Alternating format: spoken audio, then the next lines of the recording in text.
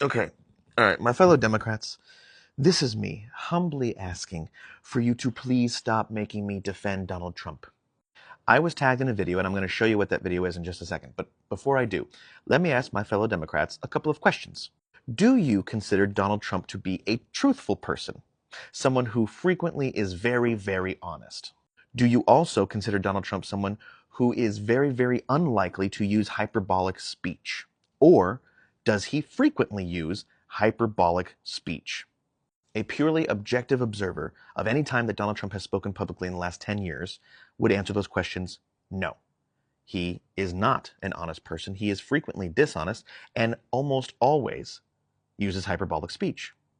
So why then, in this clip I'm about to show you, if he is saying what you think he is saying, which he isn't, and I'll get into that, but why would you take this one singular instance as the one time that Donald Trump is being completely honest, totally truthful, and not a bit hyperbolic?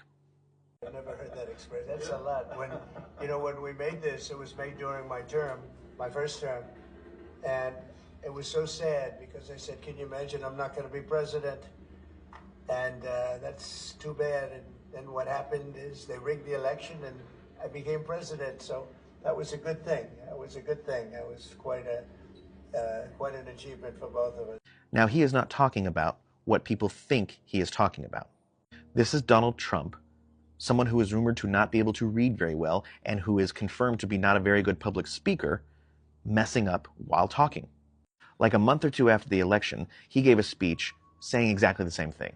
He was lamenting that while he was in office his first term and worked so hard to get the Olympics here, that they were going to be in 2028, he was sad because after his 2 terms, because of course he was going to win re-election, he wouldn't be president for the Olympics, and he was very sad about that.